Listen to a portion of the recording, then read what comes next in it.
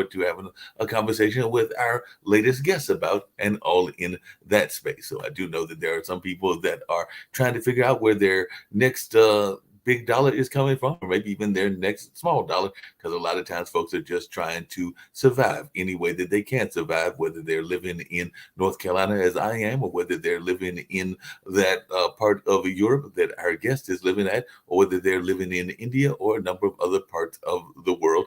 And of course, there are folks that are trying to figure out where their next meal is coming from and where a number of other things are coming from as well. And of course, with the pandemic, and hopefully we are in the waning days of that, even though there are still folks that are getting sick with the virus on a regular basis, we do know that health is a very important also. So a lot of people are paying attention to their health and trying to find ways that they can live the most healthy life as possible. And of course, we do know folks are trying to find ways to make that dollar. Some are getting side gigs, and some are even trying to bet on sporting events. I know a lot of folks were over there paying attention to the Final Four, both in the women's Final Four as well as the men's Final Four, and that will be taking place starting this coming weekend. The women will be Friday and Sunday, and the men will be Saturday, and that traditional championship game on Monday, usually the first Monday in April. And you know, some folks were running over there, and there was even questions around productivity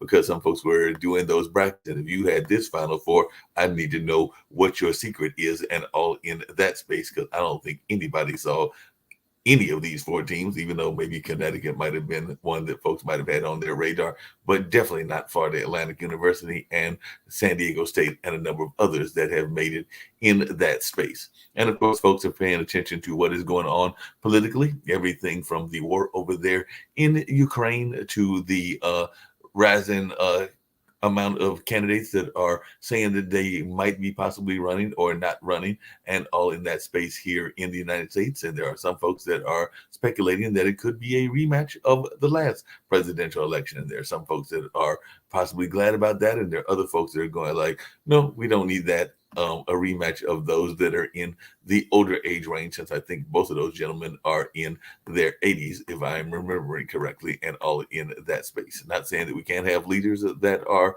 of a different age. I mean, I just hit the big 60 last year, and I still consider myself a leader as well, even though they're in July, it'll be the big 6-1 and all in that space, and still trying to find that queen in the life as well. So even at 61, you can still have hope. And who knows, maybe that person will go around and be somebody that is younger, or maybe it'll be somebody in the same age range, but maybe that is the person that I will grow old with, and maybe there'll be somebody from this area, or maybe there'll be somebody that is international. Only time and the fates will play that out.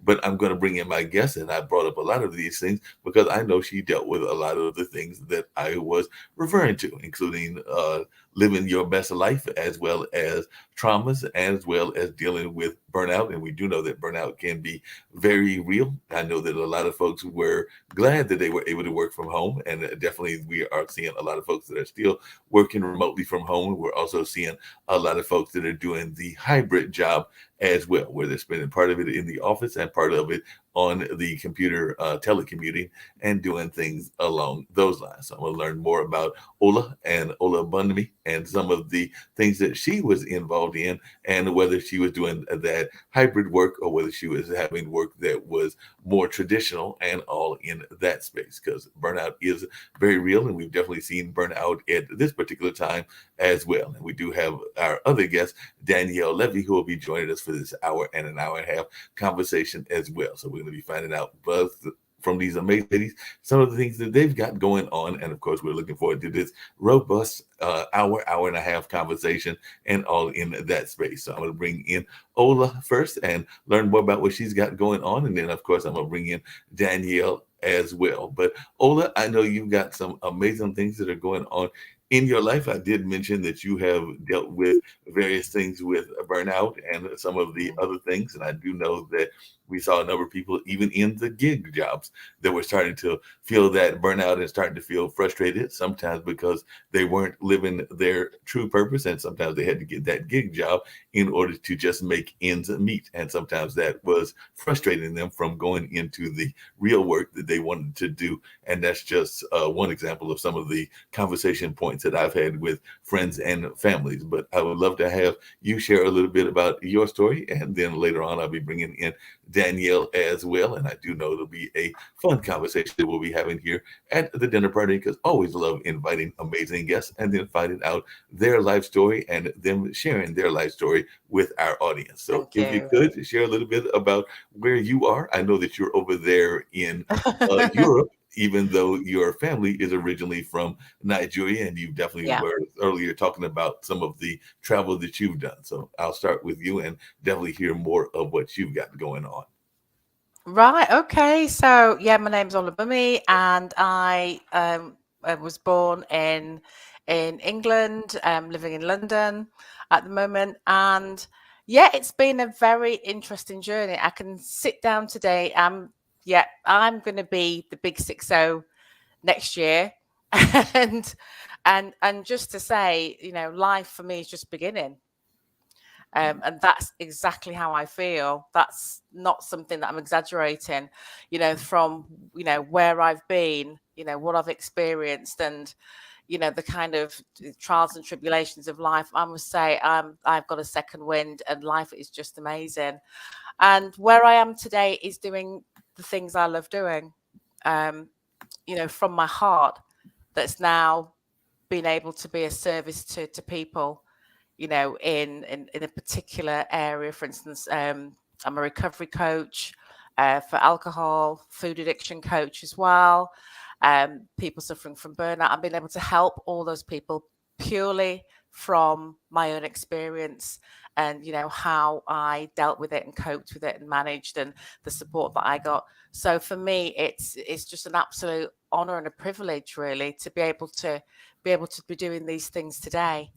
No, that And makes Go ahead. I was going to say that makes a lot of sense, but I know one thing that you talk about, even on your presentations and some of the things that I've been reading about you, is something that I know a lot of folks are guilty of. I know I've been guilty of it in cases, sometimes even in going for jobs and definitely in relationships. So I was wondering if you could speak to a little bit about even the addiction and how we oftentimes do self sabotage ourselves. Because I do know that sometimes we know what is good for us and even what's good for our health. And I know that you've even talked about both the self sabotage and the playing that Russian roulette. And I don't know that I've gone that far, but I've definitely self sabotaged some things, yeah, including even in relationships.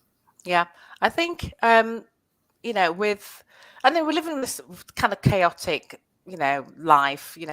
Life is stressful, Mhm. and if you haven't got your boundaries, haven't got a routine, haven't got that discipline, then it can easily rule you. Stress and chronic stress, and from a quite a young age, I was somebody that wanted to achieve.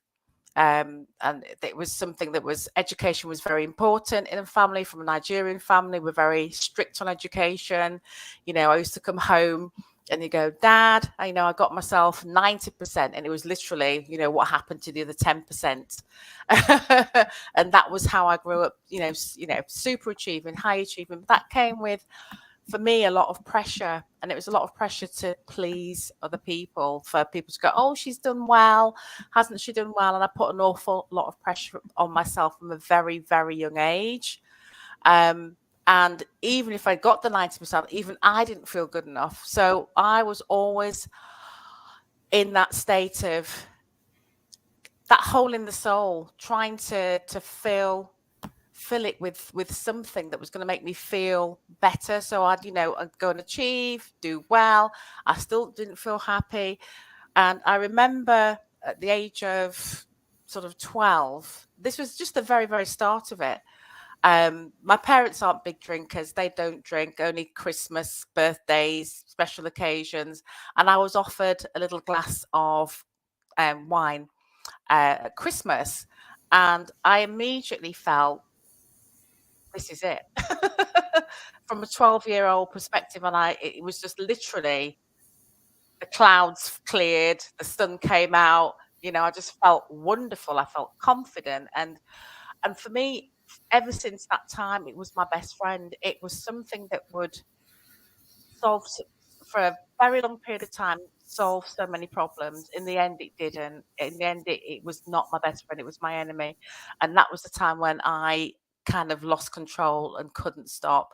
And that was the self-sabotage. And I didn't know it was an addiction. I just thought it was, something that I needed every so often, until it got to the point where it was just completely out of control and I couldn't stop. I was completely and utterly powerless. But I would minimize it. I'll go, next time, I'll be all right, even though I maybe blacked out or fell asleep or, did something crazy. And I would sober up and go, next time, it's going to be all right. Next time, I'll be fine. I'll be able to control it next time. That is the power of addiction. That's the power of self-sabotage. You think, yeah, you're going to be okay. So that's when I talked about Russian roulette, because I never knew what was going to happen really the next time. Would I get away with it? Would people still be speaking to me the next morning? If I said something awful. And it just got to the point where literally I talk about fall down 7, stand up 8, where this is the power of addiction. This is the power of the control of it over you. That 7 times I went into rehab over 7 years. And then the 8th time I finally got it. And this is how destructive it can be. And, my life completely fell apart. I was served divorce papers from my husband. There was a custody battle of the children. I had a DUI. Everything just went. My profession, was gunning for me. It was just horrendous. And that is how far it took me. This is somebody who is intelligent, who, wanted to get her life together and just couldn't, just couldn't. And even every single time I thought I could do it my way. And let me do it my way. I'm intelligent, I don't need to listen to anybody else. And every single time I ended up in trouble. So for me, this was back in 2008, and I call it my annus horribilis. It was the most awful year. And that was the last time I had my drink. That was the last time I had a drink. And I'm 15 years sober today. And very, very happy with it. Yeah, 15 years. So really happy. But it took me to my knees. It absolutely took me to my knees. Yeah, wow. And I know one of the other things that you mentioned, and I'm going to bring in Danielle as well, is making those right connections and having those right people in your life and all in that space. And I was just wondering, how important was that to you, and how much did that lead into your own conversation and all in that space? So definitely looking forward to hearing some of Danielle's thoughts around this as well, because definitely I know that some of the things she talks about is having that right connection and making those right connections with folks. So as I bring Danielle in, I was wondering if you could share some of your thoughts as well. Oh, I think that was vital. That was the number one. I always say, stick with the winners, stick with the people who, have got well, stick with the people who, have your back and are real, don't enable you. That is number one important, having your circle of support, having that support system, your buddy system, where you can connect in, every single day. So it's very important to have people who are, I say stick with the winners, stick with people who, are doing very well, and stick with friends who don't enable you and, are real with you, but will support you. Yeah, it's very, very, very important. And even right to this today, I have my tribe of people who, we have each other's back. Yeah, definitely. And that's a lot of things that folks need to have those tribes, and those tribes are very much important. I hear a lot of people talking about find your tribe. And I was wondering, at what point did you find that tribe in your own life, and how successful have you been in doing that, and how has that worked for you as well? Because I hear a number of people that will talk about finding your tribe and learning from your tribe. It took me quite a long time, because I was very, very much from a background where you don't trust people, you don't tell people your business. You appear strong, especially within the Black community, as a really a Black family in a white neighborhood. It was very much, mind your business. They don't tell your business, all of this. So I never really kind of reached out or, really talked about myself. For many years, I was very, very, very, very closed. So for me, it was very difficult to be vulnerable, and to actually speak my truth. It just it didn't even factor. I wouldn't do it because I was scared. I had to appear this strong person. And it was only until 2008 when I thought, I can't do it. This is when I started to get vulnerable. This is when I started, over the period of 2008 to now, really finding people who I resonated with, people who I could open up to and I could trust. And it's not a large tribe, but it's a tribe of people today I'm very, very, very connected with, very strong, and it's vice versa. So this has really been, I suppose, my kind of, support cushion. And everybody needs that. Everybody needs that, whether it's from friends or family or even completely outside in an organization. You need that support. Yeah, definitely. And I know one of the things you have to have is that support of those folks that are your influencers. And I know there are a number of influencers in my own life. Some of those included some of the folks I was talking to you backstage about, including both of my parents who are still living, but also some folks that have moved on that might have been in the arts, or in one case, they were a major architect and all in that kind of space. But I was just wondering, who were some of the folks that influenced you, and what was the ways that they impacted you?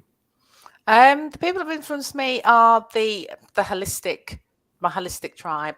So when I, as I said, came into proper recovery in 2008, I really wanted to look at the holistic way of getting better. I didn't want to take medication. This is what happened. Sort of came into recovery. It was suggested by my doctor, my physician, to take Prozac because of depression. It wasn't depression really. It was just to keep me on the level. And I just knew deep down that I wouldn't get off it. And I spoke to a friend of mine and I said, look, I don't want to go on Prozac. They want me to go. And he said, look, speak to this friend of mine. She's really good. She's a shaman. I've never heard of a shaman before. I'm part of the medical profession, and all of that didn't feel right. And I said, well, let me think about it. Probably a couple of weeks later, I said, look, I'm going to try this lady. I kept an open mind. I was open and willing to try and see, what it was about. And it was the most wonderful session. And that was the start of my true recovery. Was seeing this woman who, I don't know what she did at the time, because I was lying on her couch and she was doing all her shaman bits.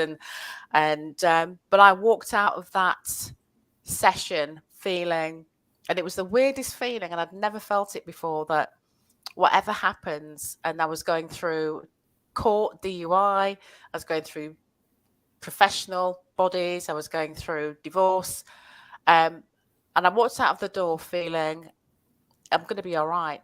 Whatever happens, I'm going to be okay. I feel okay. And that was something I'd never felt before, and it felt wonderful. So I did go back to see Anna. We're good friends today. She's part of my tribe.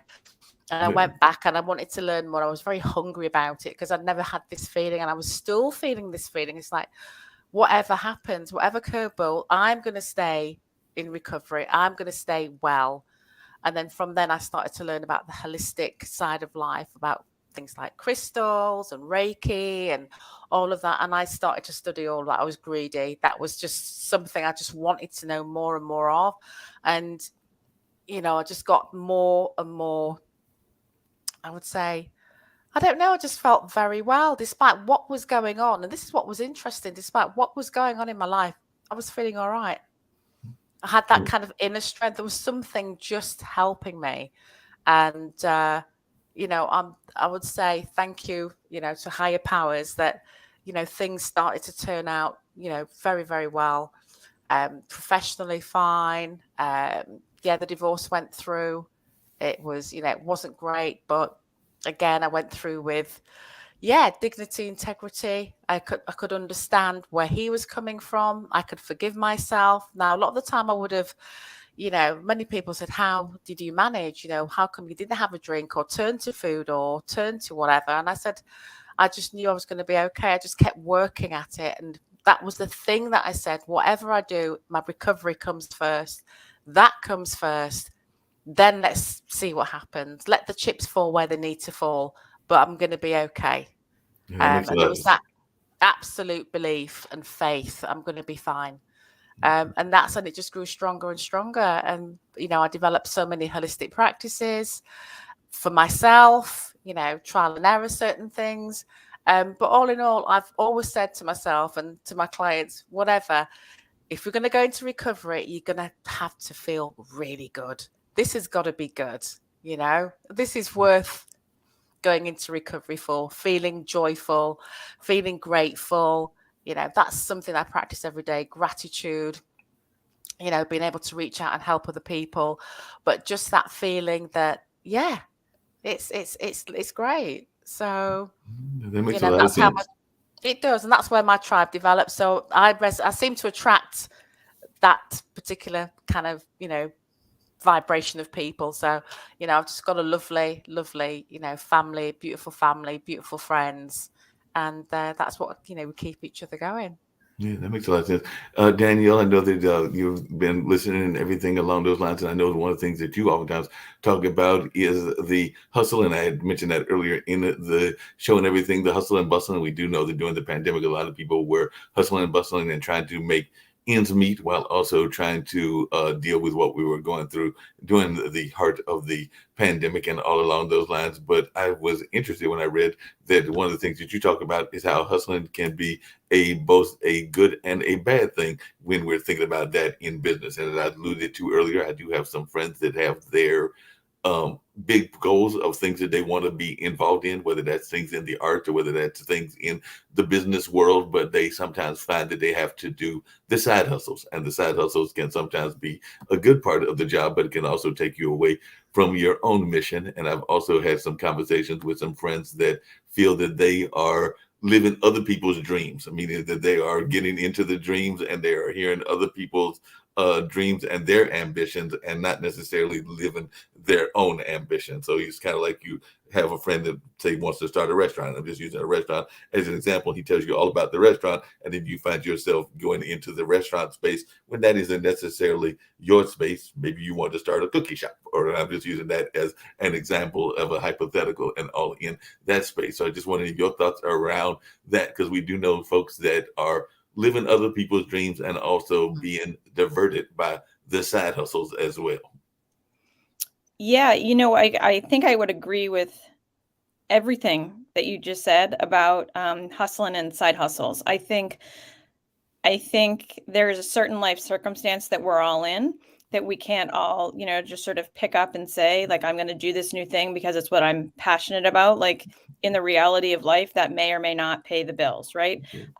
So certainly I understand the need to sort of develop hobbies or small businesses and nurture them and grow them and be a responsible, adult and do what we need to do. But also there's that, burning inside of us to get where we want to get to.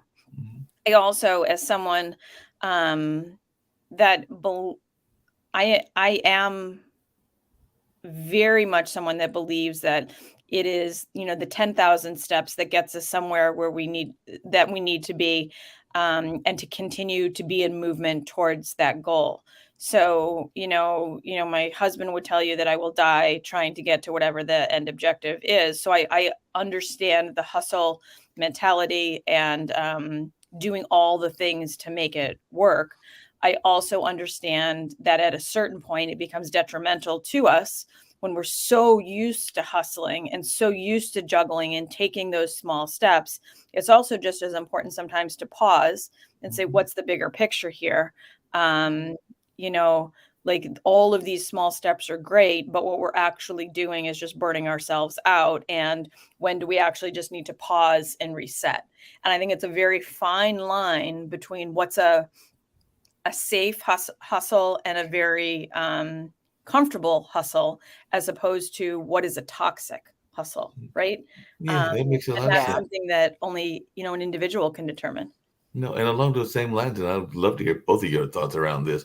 I oftentimes hear people talk about entrepreneurs. I know I can be guilty of it as well. That there is not really a 40-hour work week for most entrepreneurs and most people that are trying to do things in the business world. But you do need to take time out in your life to, go out and smell the roses, if I can use that old cliche, Yeah. of you just to watch the birds and watch some of the other things in that space. But oftentimes when you hear, whether it's on Clubhouse or whether it's in a podcast or just other various other spaces, a lot of these entrepreneurs will tell you that they are working many hours of the day, sometimes 80 to 100 to even 120 hours. And I'm sometimes wonder, where is that work-life balance if you're working that much time and everything? And I think both of you have mentioned being involved in relationships, and in one case it didn't work, but maybe there's a new person in the life, and it sounds like you, Danielle, are still very attached to your husband and family, and both of you seem to be attached to the kids and all of that. But how do you do that balance and act? I'm fortunate that, or unfortunate, depending on the point of view, that I haven't had any kids, but I do have my two nephews that I adore dearly and everything, and definitely have my younger brother and some cousins and other family members, and I'm fortunate to have both of my parents live in their early 80s and everything. But it still has to. I take time out to call those folks, and when on a regular basis, call mom pretty much on almost a daily basis, but at least every other day, and even check in with my aunts that are still living, and definitely check in regularly with my dad and my younger brother. But I don't know that everybody does that in the business community. So I was wondering to hear both of your thoughts about the work-life balance and how it can work if you're trying to be an entrepreneur. Either one. Yeah, sure. So, I chose to have children and am lucky enough to have them, and I think they have really forced the situation for me. There's a fluidity in my life that still, my kids are older, they're high school age, but there's still a certain amount of parenting that happens where, like they're both ice hockey players, right? So it's very common for me to be working on a Friday night, like, and people know, oh, Danielle's boys are at the ice rink again because like it's Friday night at 6 p.m. and she's, getting in a couple of hours of work, right? Like that's how disciplined I need to be with it. At the same time, when there's something that's happening at school, like business stops and I switch into mom mode. So I would actually say as a mom and as a professional, even though maybe I have some more formal responsibilities than folks that don't have children, it actually makes the balancing of it very clear to me about how I need to be spending my time and what my priorities are. So I'm very lucky that the decisions are just sort of made for me. Yeah, it was one of Yeah. your oldest answer, but before I get to oldest answer and everything, I was wondering, Danielle, can we get your kids down to the Carolina Hurricanes, since I am down here in the Carolinas, and we can always use good hockey players down here, since we didn't always have a hockey team, but we do have one that we've had now for I think about a couple of decades and all in that space. And they've had a little bit of luck, even though I don't know that they'll win the Stanley Cup this year, but who knows? And maybe we can recruit your kids for next year or something along those lines. Probably not. They're Boston sports fans, so I think it'd be pretty hard pressed to get them out of the area here.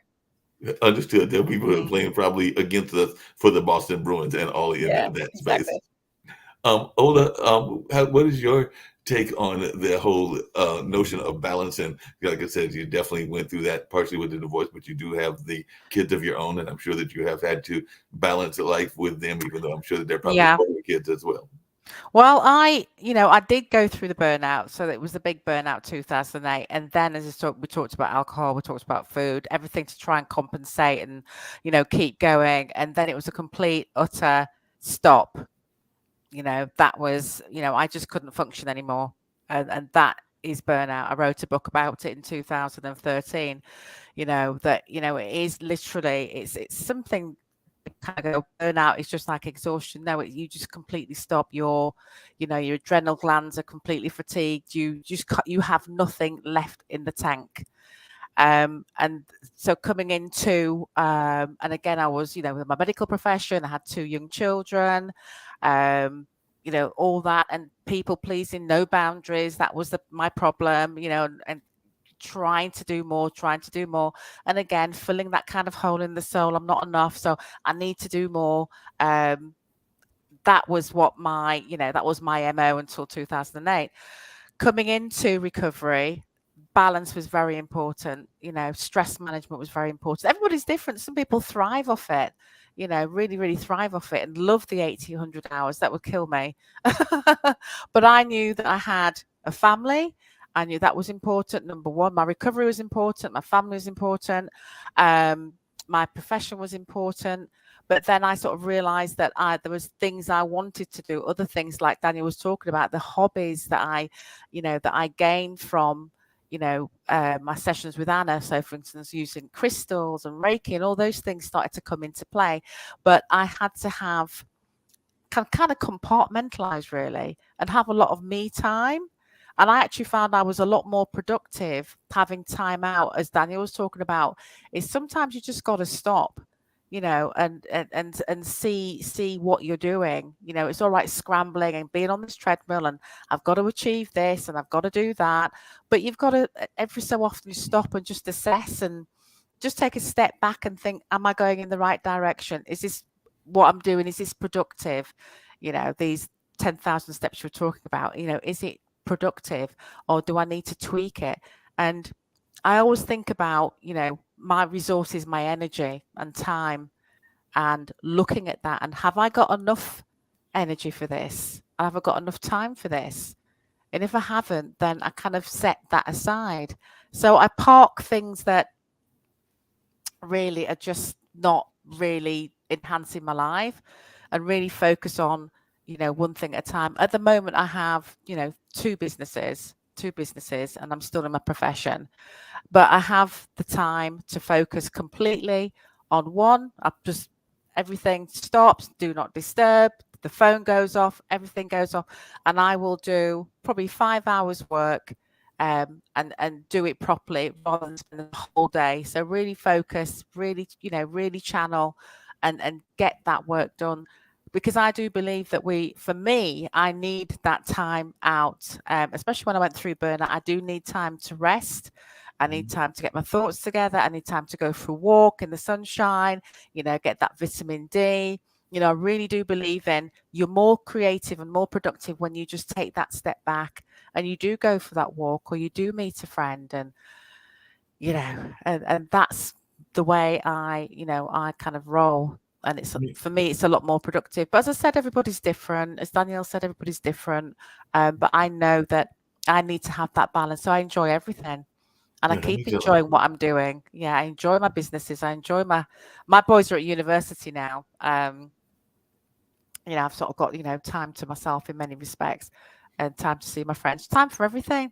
If every area of your life is feeling good, then yeah, it's great.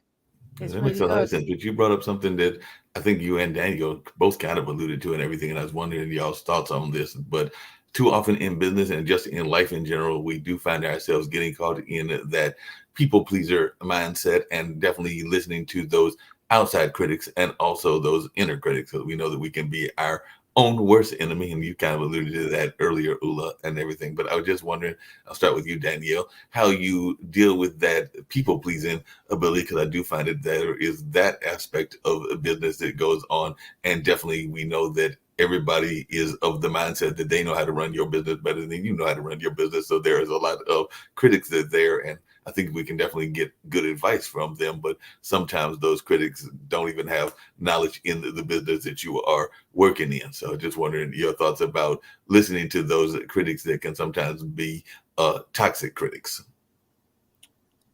Yeah. If there was a course in school about people pleasing, I would have gotten in an A+ and been in the honors program and everything else. I would say personally that I had to go through the course of burnout and a lot of tears and frustration and anger to really just come to terms with the fact that I needed to put up boundaries and be more forward in my capacity And when I set the expectations as such, I could still feel as if I was, following through on my word and being the people pleaser that I wanted to be, but that no one was going to take care of me at the end of it unless I did. And that is easier said than done, but I'm glad I learned the lesson. Yeah, and I definitely understand that, and that is a valuable lesson. Definitely want to hear from Ola her thoughts around those, hearing those critics, and sometimes those outside critics can be wonderful and all of that. But as I was looking, particularly at your notes, Daniel, because this question has been lingering on my mind as I was looking at some of the things that are on some of the topics that you deal with and everything. And there's two things that I've got to ask you about, and then we'll get to some of these other topics as well. But you asked a question as to why skyscrapers aren't built with duct tape. And I'm going like, what exactly does she mean by that? And then the other one I know that you talk a lot about is businesses that don't have an ICE plan, which is in the case of emergency plan. I think a lot of businesses don't have a business plan, but that's just my personal opinion, because I think a lot of people are of the opinion that they can go into business. And I think that you need a business plan just in general. I have a very dear friend of mine that has a conversation about promoters, meaning entertainment promoters, because he used to be the rental coordinator at the theater, at one of our theaters here in the area. And he used to tell me that everybody's a promoter until it's time to actually pay the check, meaning that everybody will come up with all these great ideas of what they need to do and how they need to do it and all in that space. But then it would be after they had to actually write the check, that's when you found out who was the real promoters and who wasn't. Just folks that were giving it lip service, that had a dream or an ambition, but didn't have a business plan or a plan of action behind what they wanted to do, whether that was bringing a play to the venue or whether that was bringing a musical concert, because there were a lot of people that had visions of grandeur but didn't have the money to back it. I'll just put it that way and everything. So I was wondering, and I found that in a number of businesses, folks that don't have any sense of a business plan of what they are doing. But I was just wondering, is it that they need both a good business plan and an in case of emergency plan, or are these two separate plans, or is the in case of emergency plan in the business plan? I would say that they're two different plans. I mean, I think I work with a lot of small businesses, and the last I have witnessed it, that the CEO steps away from the business, or you're in the middle of a critical event or something like that, and something goes wrong. And the idea with these businesses is to grow them into a legacy organization rather than just a high-paying salary, right? And in order to do that, your team or your right hand or whatever your trusted circle needs to know how to respond in a variety of situations. So I would argue that every business needs a business plan and an ICE plan, but I would also argue that every household also needs an ICE plan, right? I always tell my husband there's equal chance I'm going to get hit by that proverbial bus as there is that I'm running away on my dream vacation. And you better know where all the bank accounts are and how to get the kids to their doctor's appointments and all of that sort of stuff. So it's the same thing in a business. I had a CEO who had stepped away, and something happened with her website. And it was like we had to track her down on our holiday and figure out who this provider was and that provider was. And she was doing just as much scrambling, and she lost quite a bit of business that day, simply because she hadn't slowed down to create the blueprints that would stand up her business. Isn't it harder to create a blueprint these days? Because I know a lot of people in a lot of societies, we've had a lot of shows here on the network, Pod TV, that have talked about it even, that are very much fans of generational education and generational wealth. But I don't know, unfortunately, that enough people are excited about the businesses that their parents are in and everything. So even though we oftentimes say that we want generational wealth and generational businesses, I do know a number of businesses that have failed or that are no longer around because after the person that was the founding person, or maybe one or two generations later, left, then there was the other generations that were coming next. They were like, nah, I don't want to be in the newspaper field. And that's just one example, or don't want to be in the insurance field. And so those businesses have kind of gone by the wayside. Some of it is because of the change of the nature of society, because certain medias and certain things were more popular back then than they were now. But I don't know that you're going to pass a milkman's job down, because I don't even know if there are milkmen even out there anymore in that space. But I was just wondering, how easy is it to have these generational handed down jobs? So I guess that's more of a question for you, Daniel, because I know that's kind of your lane, because that's one of the conversations that I have with friends of mine that are frustrated that they can't seem to get their kids into the business that they created. Yeah. So, I mean, I can tell you firsthand that my dad was incredibly disappointed that I didn't want to take over his dental practice, right? Like, I'm not a dentist. I don't want to polish people's teeth. It was devastating to him, but it wasn't going to happen, right? So I think it's more about, I think what you're referring to is legacy planning. Right. Mm-hmm. And I think whatever that may be in a situation, I think the planning has to happen. So I don't think any CEO, what was I reading about recently? I'm probably getting my articles crossed, but I have a feeling it was like Disney or one of those big companies. Like, they had been priming this executive for years and years and years to take over the CEO spot. And don't quote me on the company. And then all of a sudden, that person that they had been priming up and went to a competitor, right? So every business needs to be thinking about, like, who is going to hold these reins, whether it's my dad, the local dentist, or whether it's a massive executive. There has to be a certain amount of legacy planning that happens. And there's no guarantees, whether it's your children or the next generation or whatever it might be, or whether it's someone that's been trained in the business for years and years and years. There needs to be a plan for how that business is going to go on. No, I definitely agree with you. And this is for both of you. And I'd love to hear y'all's thoughts on this.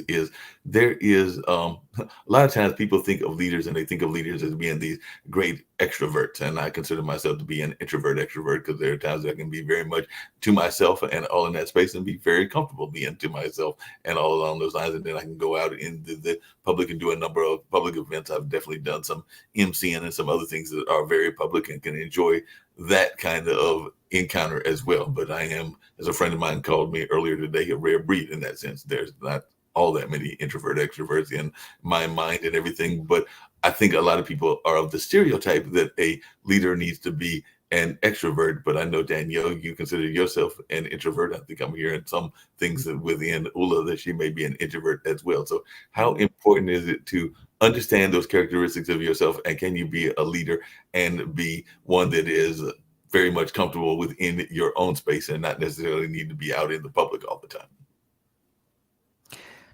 Yeah, I completely agree that you can. I think you can be both. I am an introvert by nature, but there is a part of me that I've cultivated that I can, go out. And this is kind of knowing yourself, getting to know yourself, getting to know your strengths, your weaknesses, and being very clear. And being, as Daniel talked about, having a plan, and having a plan of, what you share, what you don't, what you can, delegate, how you can be a leader. And a leader isn't always necessarily, it could be leading from a holistic point, how that person is, how you're, with kind of emotional intelligence. And I think, once you've got those skills, it's just so much easier to go out and, lead in many respects. I lead kind of by example. I lead through coaching. I'm a guide. I'm a mentor. So that's where I come from. But I think you can have both. I think you can be an introvert and an extrovert at times. But I do know that I need a lot of time for myself, to recharge and regroup. That's very important to me. And for instance, we talk about human design. I'm a projector.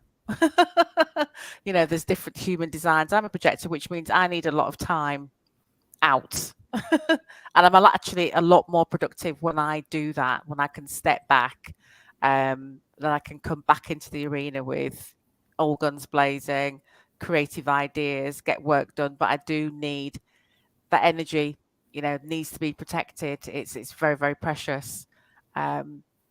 And certain environments can be a bit of an energy suck. So I'm very, very mindful of my time.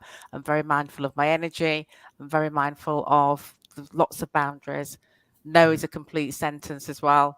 And I exercise all of that. And it's sometimes I want to go in and kind of let's go for it. But, a lot of the time now I can take a step back and really, create some good stuff and then have that inspired action rather than just act mindlessly. Is, it comes from things I do now come from focus and inspiration. Yeah. What about you, Danielle? Because, like I said, I know that that's something that you have dealt with, being a leader, but also a self-proclaimed introvert. Yeah, I think it's about knowing yourself. I think um, I am the first one to kind of know what my strengths and weaknesses are, I think. And I hire around that.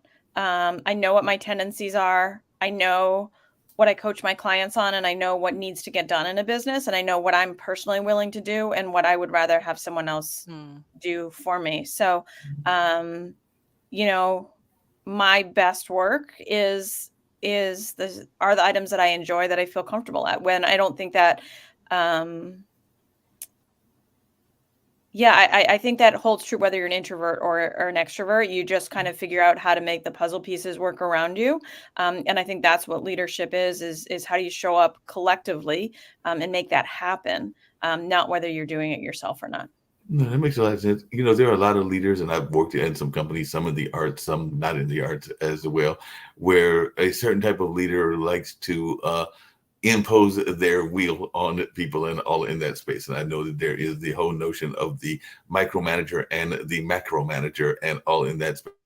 Particularly for you, Daniel, but I'm sure Ola may have some thoughts around it as well.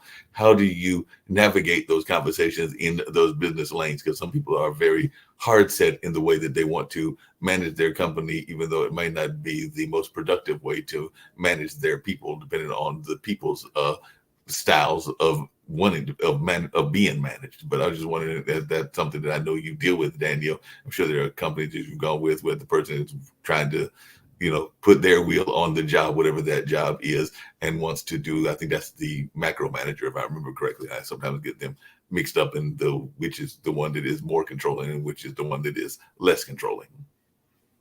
Yeah, it's interesting. So when I think about who my clients are the business. Mm-hmm. My clients are not the person that's physically signing my paycheck. And when I've shifted my mindset to really serving the business and what does the business need, it allows me to have really unemotional conversations about the problems that need to be solved, and asking the hard questions of why does it need to be done this way, or what if we did this, or what if we did the other thing, or why is this your style, or whatever it might be. I am certainly not always right. And I think a company's secret sauce is just that. It's what's made them, hopefully so successful. But at the end of the day, if I'm not meshing with the team that I'm working with, I'm actually okay stepping away, because I know that it's come from a place of integrity rather than a personal opinion about how I would do things personally, if that makes sense. And so I think when I'm working with leaders and they're understanding, it's not about this side versus that side. It's about how do we serve the business in the best possible way. Those conversations are pretty easy to have, I think. If I can change this question, this is definitely for both of you. If you could change something about your job as it is currently, what would that be? So if you could change something about like the everyday way that the job is done, what would you change about your own job? Because a lot of people may get some insights into your own leadership thoughts about that particular question. I can take that question. It's, I sit in this really tricky spot where my job is to allow those people that I work with to do their best jobs and let me worry about some of the other problems, right? I had an emergency call from a client a couple of days ago, and she was just petrified. What had I been doing? What was going on with these projects? Why hadn't she heard from me in 36 hours? Like this, the sky was falling. And I took her through the spreadsheets that I had created and the processes that I had created and the steps that I was taking. And by the end of the call, she was crying. And I thought, oh gosh, now I've really done it. And she had so much joy for the work that was happening that she couldn't believe that she didn't need to be involved in it and that her business was happening. But in those days between when she made that panic call to me and when we had actually had the conversation, she was riddled with anxiety about like the sky is falling.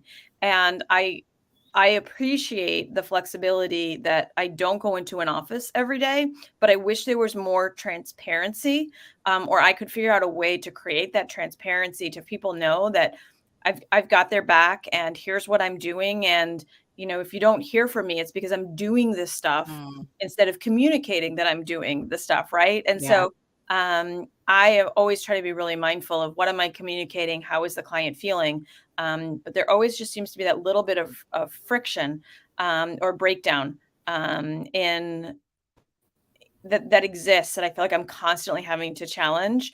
How do I make people feel more supported?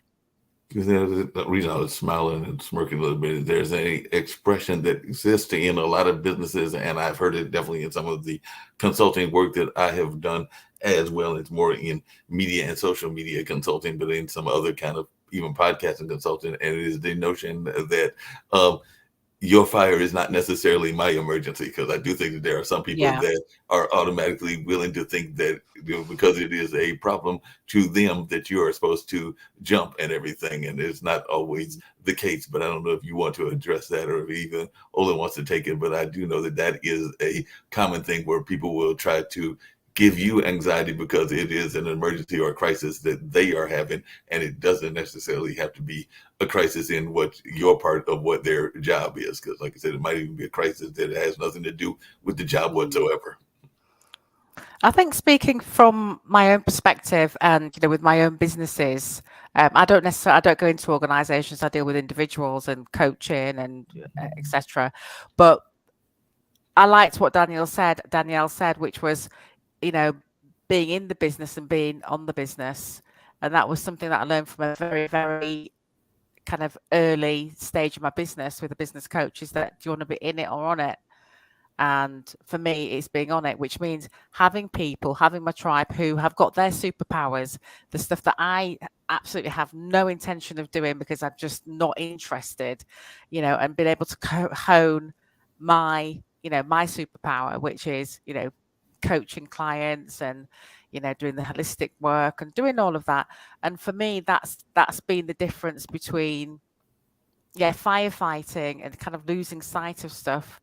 You know, you're at that point in your career or your profession or your business where you can kind of pop above the parapet and see what's going on, because you've got the right people, which has taken trial and error, but you've got the right people in your team that do all the right things. They don't necessarily, as Danielle said, you know, report to me every single day. I don't want them to, you know.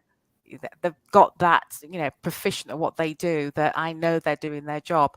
And that kind of is really lovely feeling that, you know, 2 or 3 days later, all the work that's been assigned has been done, you know, it's put in place, and, you know, I can get on with what I have to do. So all the cogs are working, you know, in synchronicity. And that's fantastic. So it's about getting that perspective of, you know, what are you doing it for? You know, and how joyful is it? Are you enjoying it? If not, then just take a step back and have a look at what you're doing. And it's not to your detriment if you do just take that time out and just reassess and reevaluate, you know, what your business is, what you are doing, redo that business plan. You know, it's all very important. No doubt about that. How important is it for both of you to have a mentor who's been in your life, and how have they helped drive your careers and all in that spaces? Because I definitely know that in my own life, both of my parents are mentors, but there are also friends and acquaintances that are in similar fields that I consider mentors as well. But I was just wondering, how important has the mentorship been in the successes that you have both become? Start with Danielle and then go to Ola. For me, it's been everything. It's been that grounding point when everything else just feels like a whirlpool of activity. It's the person that challenges me and keeps me honest and really focused on what that North Star is. And And I think they're hard. A good mentor is really hard to find. But when you do, you don't let go. Yeah. Who were some of the mentors as well? I'm sorry, we had a cutout. Could you repeat that? I said, who are the personal mentors in your own life? And then I want to hear from Ola as well. But who are some of your own personal mentors? Yeah, they've all been women. I can remember one of my earliest mentors was I was working. This is cut me off if my story gets too long, but I was working in an ad agency, which was filled with, it was much like the TV show Mad Men. And there was plenty of gentlemen in suits and closed door meetings and, all the things.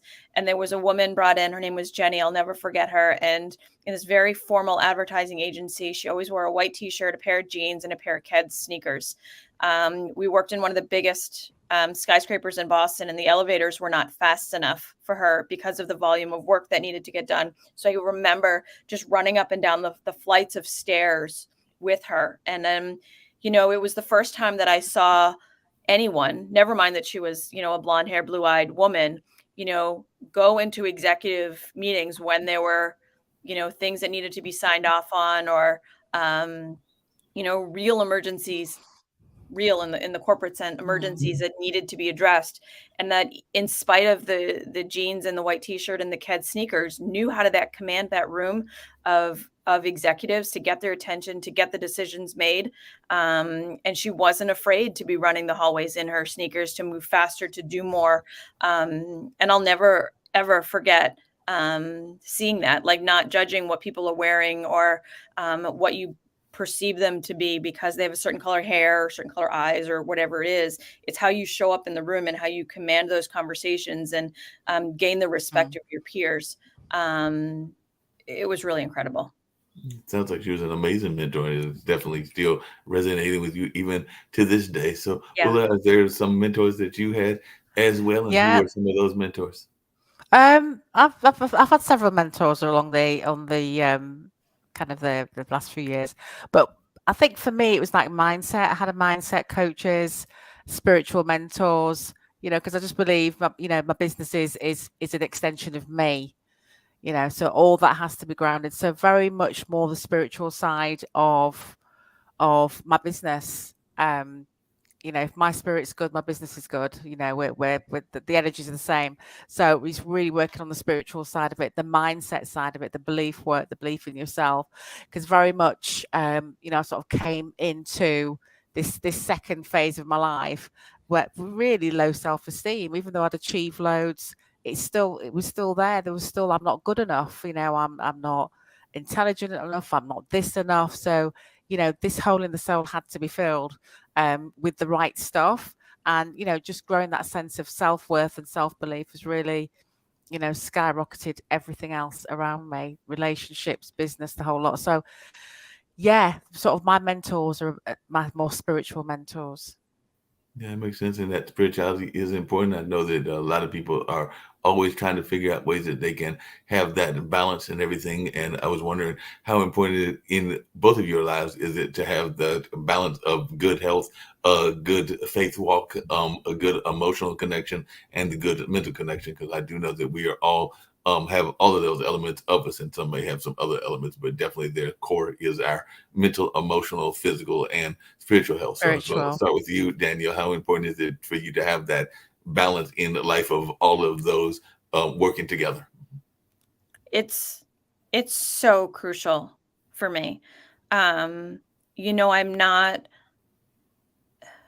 wouldn't consider myself like a health nut by any means, but what I can tell you that my energy levels are directly based on what I've eaten the previous day or how much sleep I've gotten, or if I've gotten outside to go for a walk or whatever it is. And it took me later into my adult years to figure out those connections. But it's amazing the power and the creativity and the energy that I have when those things are in alignment for me. Yeah. Agreed. Yeah, I totally agree with that. Yeah, super important.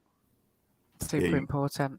Yeah, got to have that alignment. There's no doubt that alignment is very important. As I alluded to it earlier, but I still got to get to it because, like I said, when I was looking at the notes that I had for you and everything, Danielle, I still haven't figured out why skyscrapers aren't built with duct tape. But I do love that quote. So definitely, I'd love to hear your explanation around that because I'm thinking it probably has to be that they would probably fall apart and fall down if they were built with duct tape. But I do know that's something that you even talk about is why skyscrapers are not built with duct tape. So I'm sure our listeners are going like, what's he talking about? Duct tape and skyscrapers. So if you can allude to some of that, I'm sure our listeners would love to hear that.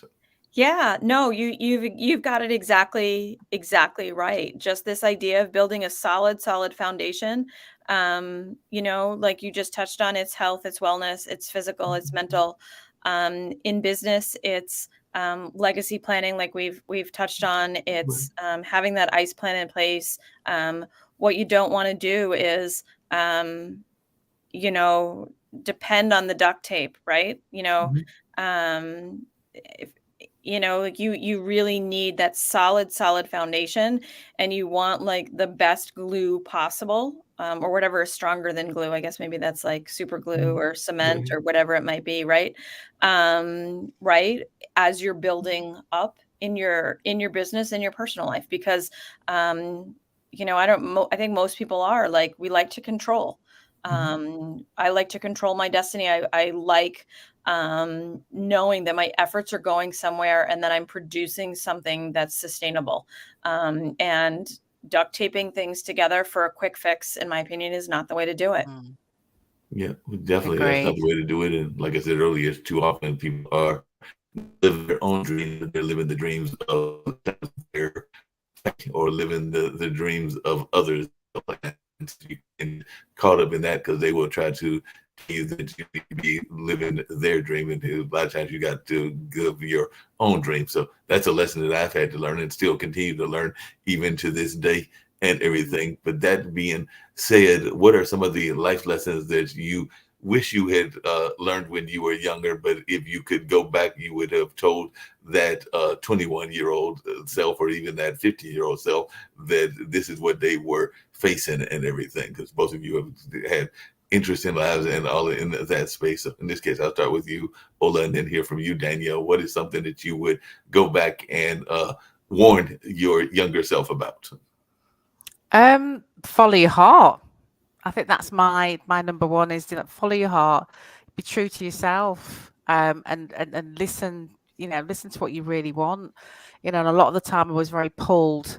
As I said, with people pleasing and making sure my decisions they weren't my decisions. Like for instance, my profession.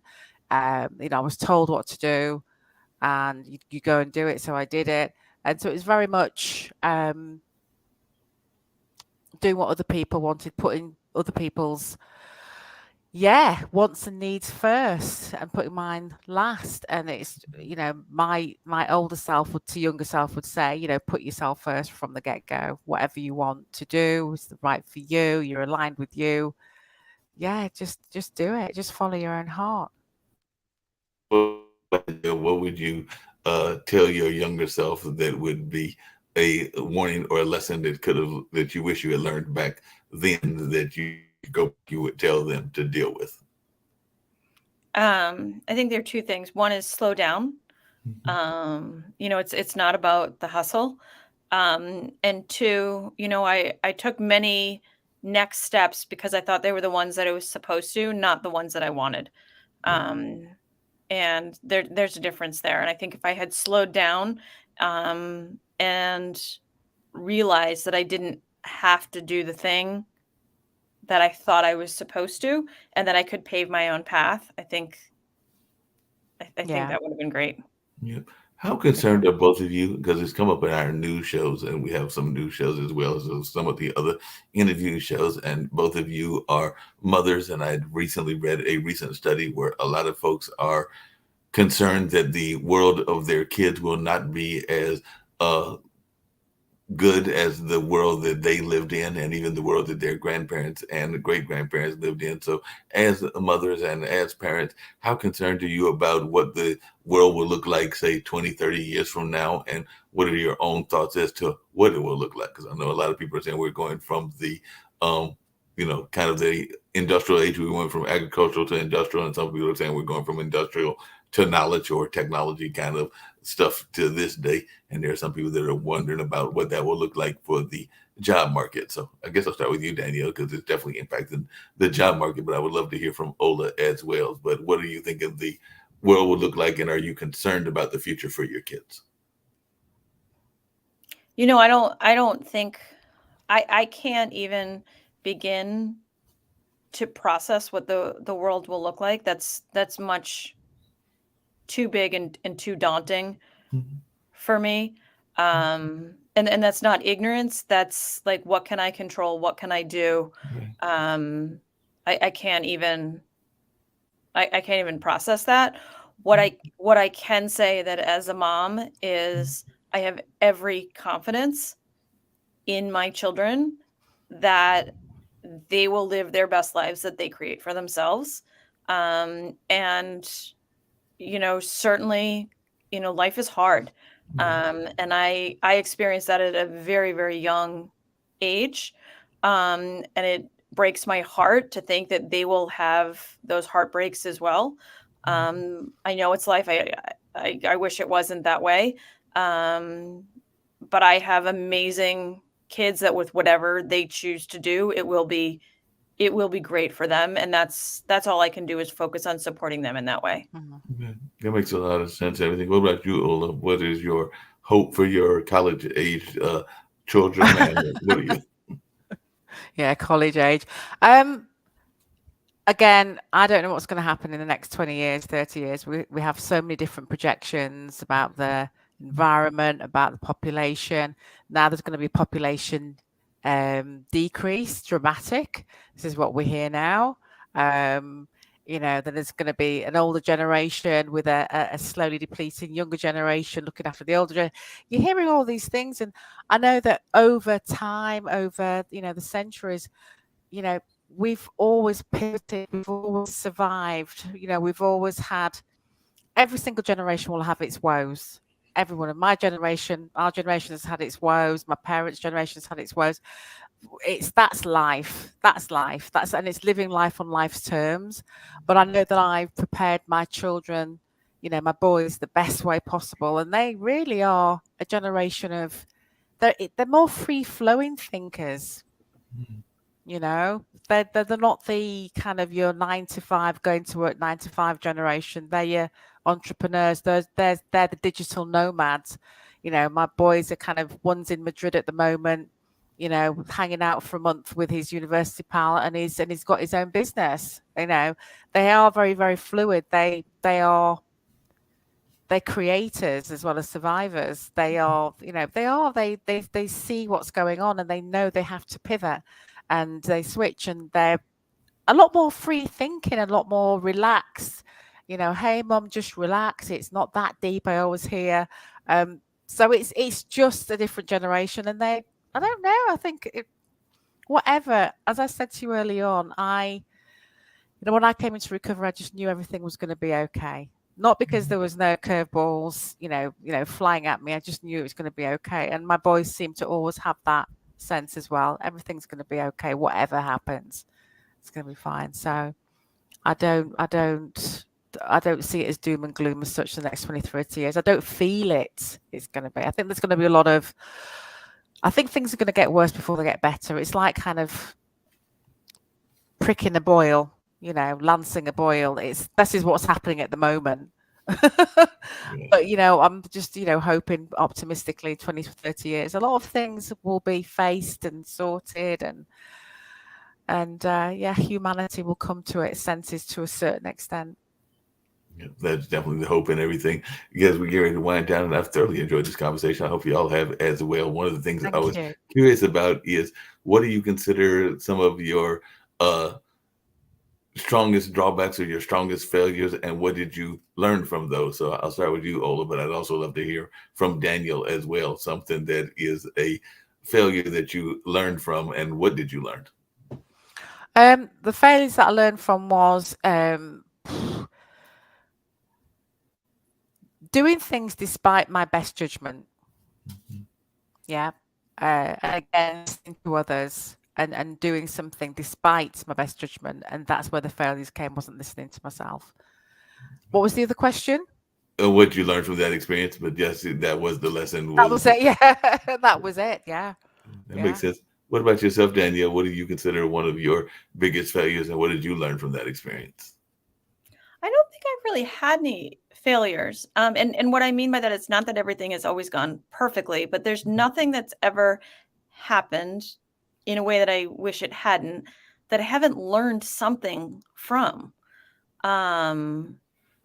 Like I've become more confident in my decision making, what's more important to me, as I make decisions the next time. Again, it's not that everything's been perfect, but every single thing that's been thrown at me, like there's always that lesson. And I don't know, I just feel like I keep just picking up these bits of knowledge as I go and try not to step into the same trap twice. Yeah. Yeah, that makes sense. I know one thing that you said is that even in business, you've had to deal with personal loss and everything. So, how has that impacted the business, and how has that gone? Because I know sometimes that personal loss can even be the loss of a coworker, or the loss of a family member. I know that even at the job that I'm going to go to very shortly, two of our members of that job have lost sisters recently. So actually, our tech director just recently lost his sister, who was a young sister, and the other one who does work in the development space and also in our youth program has lost a sister that had been struggling for a while. So in one case, I think it was somewhat expected. In the other case, it was definitely unexpected because they were a young person that passed at a very young age. So I was just wondering, how has personal loss impacted your own career, Danielle? Well, personal loss has impacted my career and my life quite significantly. But I would say as a leader and a professional, I make every effort to meet people where they're at and just understanding their circumstances. Like I've learned, there's a huge difference for some people between an end of day deadline and a start of business deadline, right? Mhm. That's like 12 to 15 hours there that for some people is such, a difference. And so, certainly I think as adults, we have to own our situations, and I'm not looking to give anyone a pity pass, but when you can meet people where they're at, you get a lot better results from them quite often. No, that makes sense. That's actually interesting you brought that up, because that's one of the times that I was frustrated at a job. I don't work at that company, even though I do sometimes help at a festival that they are involved with. But a dear friend of mine had passed, and I remember going to the service, and I remember the head, the boss, the person that runs that particular company, literally giving the sister who also worked at that company some insurance papers and things along those lines. And I just felt that that was the epitome of tackiness from a business leader and everything. I know that you have to deal with those things even in a business space, but I think there's a time and a place for everything. And I didn't think that that was the time and the place, but that was just my opinion. And I think me and others observed that and we're going like, no, you don't need to be doing that now.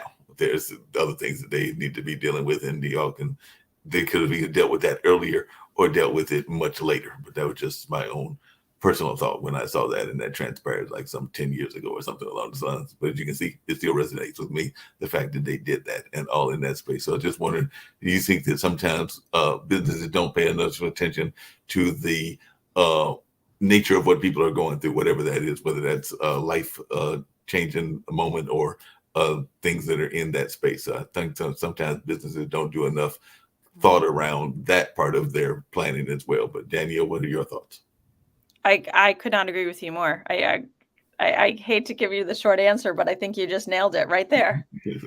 No, that's fair enough, and that is more than fair enough. So I appreciate that, and appreciate short answers are allowed as well. Like I said, getting ready to wind down. I said one thing that I get everybody to do on the show is tell folks how they can be reached, and I definitely want you both to do that and everything. And also, the Pod TV network is a global network, so we love to have people give their message of positivity and hope to our global listeners. So there might be people listening from India, from Malaysia, from Australia, because I know one of our commentators is definitely in Australia, and a number of other places. So any message of positivity and hope that you want to give, ways that people can reach you, and also any last thoughts that you have as we wind down. So I'll start with you, Ola, since I started with you, and I'll end with Danielle. So Ola, any ways that folks can reach you, websites and things along those lines, positive messages, and any other things that you would like to share? Well, my positive message is, there's never been a time to live your best life than now. I always think of the power of now, but, not to be despondent or you feel like hopeless, that there's always hope. There's always ways to, unlock that true potential, and live your best life. And, going from limited to limitless is my motto, that you can, with the right, strategies, really, really rock it forward. And people sometimes think, I don't know what I'm supposed to be doing. What's life going to be like in 5 or 10 years? I don't know. This is where I come in, which is Future Life Progression. And it's a pioneering sort of dynamic tool, which helps you kind of discover, where you're going to be, in your future, the best possible future you. And we don't take enough time sometimes to kind of really vision for ourselves, really, big visions for ourselves, and bring it back to present. And, a lot of the time we're kind of stuck in the day to day, and opening up that vision, I think, is very, very powerful. And, if you want to contact me and, for further information, it's www.yourfuturelife.co.uk, and you can message me and contact me through the website. But I think it's now is a time, it's a powerful year to look beyond what is going on in the outside world and really start to crystallize what you want for yourself. It makes a lot of sense. Danielle, ways that you can be reached, any messages of positivity and hope that you want to give to folks as well, and definitely any other thoughts that you have about business and other folks that may reach you, and any other messages that you would like to share with our audience as well. Yeah, sure. So I can be found online at danielleclevy.com. I do my best to return every message. I welcome to hear from folks. And I think the message that I would give people is just to know their North Star, know that it won't be a direct line to get there, but just to stay in motion, big steps, small steps, whatever it takes, you'll get there. No doubt. Definitely appreciate both of you. And like I said, I'm going to give a message of a friend of a friend that actually talks about the notion of mentors. It's almost like a poetic kind of message that they give to get us on out of here, because there's a gentleman that does a poetic message about the importance of coaching and the importance of mentors and all along those lines. So I do hope to see both of you back on future editions of the Online Dinner Party, as well as some of the other shows that Pod TV does also. So I thoroughly enjoyed our conversation, and I hope that y'all have enjoyed it as well. Thank you, Mark. Thanks for having me on the show. Yeah, no thank problem. You. No problem at all. The difference between thinking and doing and living in the 21st century. They teach us about being a real quarterback-oriented games. We don't have to just use video games and live in the shadows of good things because of them. We grow up with agility far larger and bigger than we are tall. Parents are the champions and have to be our first life coaches and know-it-alls. Who knows how this came to be? Coaches will ask you if you know your right foot from your left, if you know yourself, if you act knowingly good or bad, if you can move and negotiate a field with style and form, if you can tackle or throw a pass, or if your last name is that of a clown. If you can let someone know on the team that you are in trouble before you cause yourself or someone else trouble. If you are ready to learn teamwork or aware that you started out today with your pants down or your sportsmanship was left on the kitchen table, if you know the social studies, the alphabets, science, music, characters, and the stats and the numbers of a great student player eligible to stay on the team. And if you know the poise of great athletic champions and their scientific attitudes that are historical or music to us now, if you have the swag of the game, the discipline, the performance, and artistic form down pat, and if you have the style of gymnastics that the sport has with life, if you have the work ethic and determination to make it all seem easy and not a game at all, if you have the knowledge of all the above, or you don't know things like this even make the difference. I think that when it comes to the importance of parents and their field and self-knowledge, wisdom, virtues, and courage, their teachings, love, respect, care that they illustrate on the field and in the grind of life with their actions and their ideas, experiences, muscle, and strategic magic and skills wrapped around us with their priceless love. For their verbs to be that make us winners in this hard and fast third century that without them, kids and adults, athletes could hardly see or do anything at all. Parents teach us the difference between playing video games and playing on the field. Parents teach us how to be champions. A huge hug should go to parents, coaches, and parent-like community people who have love on the field for you and who are champions for your life, both in and out the games.